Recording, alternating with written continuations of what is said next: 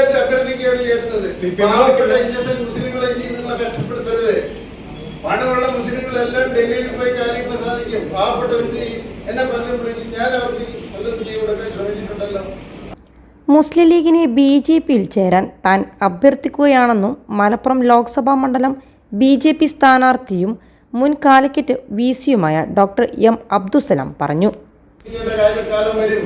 ഇന്ത്യയുടെ അലയായിട്ട് ഒരു കാര്യം എന്താണെന്നറിയാം. NDA is not a poisonous party. It is an inclusive party, people's party for all. That is why Modi says सबका साथ, सबका विकास, सबका विश्वास and सबका प्रयास. അവിടെ ഇവിടെ നിന്ന് ഒന്നോ രണ്ടോ പേര് കൊല്ലണം കുത്തി എന്ന് പറഞ്ഞതും ഒന്നും സംഭവിക്കാൻ പാടില്ല. BJP will continue, others will join us. This is time. Even മുസ്ലിം ലീഗിനും ഇപ്പൊ NDAയിൽ ചേരാൻ പറ്റിയ സമയം തന്നെയാണ്. ഞാൻ അവരോട് അഭ്യർത്ഥിക്കുകയാണ് ചേരണമെന്ന്. മുസ്ലിങ്ങൾക്ക് വേണ്ടി അഭ്യർത്ഥിക്കുകയാണ് ചേരുന്നത്. പാവപ്പെട്ട ഇന്നസെന്റ് മുസ്ലിങ്ങളെ ഇനി നിങ്ങളെ കഷ്ടപ്പെടുത്തരുത്. പണമുള്ള മുസ്ലിങ്ങളെല്ലാം ഡൽഹിയിൽ പോയി കാര്യങ്ങൾ സാധിക്കും. പാവപ്പെട്ട വ്യക്തി എന്നെ പറഞ്ഞപ്പോഴേക്കും ഞാൻ അവർക്ക് വല്ലതും ചെയ്തു കൊടുക്കാൻ ശ്രമിച്ചിട്ടുണ്ടല്ലോ.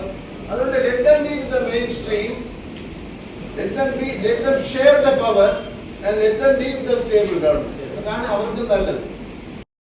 +2 ഡിഗ്രി കഴിഞ്ഞവർക്ക് വേൾഡ്സ് ഫസ്റ്റ് AR/VR ക്ലാസ് റൂമിലൂടെ സ്മാർട്ട് ഫോൺ എഞ്ചിനീയർ ആവാം. കൂടുതൽ അറിയാൻ വിളിക്കൂ ബ്രിഡ്കോ ആൻഡ് ബ്രിഡ്കോ. അതാണ് ഞാൻ പറഞ്ഞത്.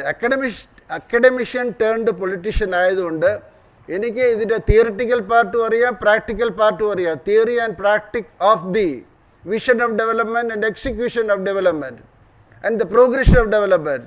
ആൻഡ് നിങ്ങൾക്കറിയാം, മെനഞ്ഞാന്ന് ഗവൺമെൻറ് ഓഫ് ഇന്ത്യയുടെ ഫുൾ മിനിസ്റ്റേഴ്സ് ഇരുന്ന് ഒരു ദിവസം ഇരുന്നിട്ട് ഒരു മീറ്റിംഗ് ഉണ്ടായിരുന്നു. എന്തിനാണെന്നറിയോ?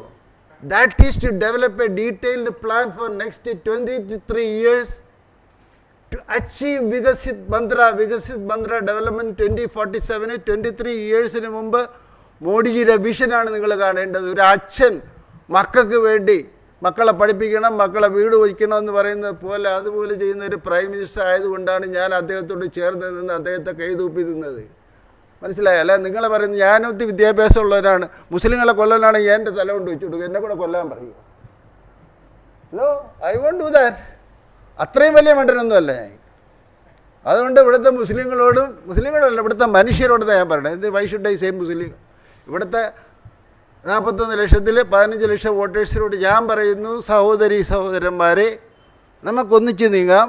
ഞാൻ നിങ്ങളെ എനിമിയാവത്തില്ല. നിങ്ങൾ പറയുന്ന പോലെ മോഡിജിയും BJPയും നിങ്ങളുടെ ശത്രുക്കളല്ല. നിങ്ങൾ പഠിച്ചാൽ അത് നിങ്ങളുടെ മിത്രങ്ങളാണ്.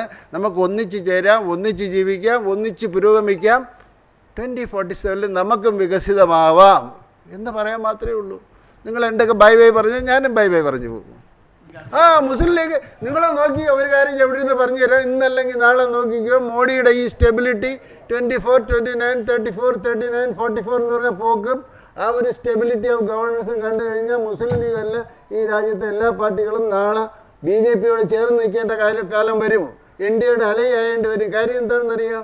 This NDA is not a poisonous party. It is an inclusive party, people's party for all. That is why Modi says सबका साथ, सबका विकास, सबका विश्वास and सबका प्रयास. അവിടെ ഇവിടെ നിന്ന് ഒന്നോ രണ്ടോ പേര് കൊല്ലണം കുത്തി എന്ന് പറഞ്ഞൊന്നും ഒന്നും സംഭവിക്കാൻ പോണില്ല. BJP will continue, others will join us. This is time. Even Muslim ലീഗിനും ഇപ്പോൾ NDAയിൽ ചേരാൻ പറ്റിയ സമയം തന്നെയാണ്. ഞാൻ അവരോട് അഭ്യർത്ഥിക്കുകയാണ് ചേരണമെന്ന്. മുസ്ലിങ്ങൾക്ക് വേണ്ടി അഭ്യർത്ഥിക്കുകയാണ് ചേരുന്നത്. പാവപ്പെട്ട ഇന്നസെന്റ് മുസ്ലിങ്ങളെ ഇനി നിങ്ങളെ കഷ്ടപ്പെടുത്തരുത്. പണമുള്ള മുസ്ലിങ്ങളെല്ലാം ഡൽഹിയിൽ പോയി കാര്യങ്ങൾ സാധിക്കും. പാവപ്പെട്ട എന്ത് ചെയ്യും? എന്നെ പറയുമ്പോഴേക്കും ഞാൻ അവർക്ക് പലതും ചെയ്തു കൊടുക്കാൻ ശ്രമിച്ചിട്ടുണ്ടല്ലോ. അതുകൊണ്ട് let them be with the mainstream, let them share the power and let them be with the stable government. അതാണ് അവർക്ക് നല്ലത്.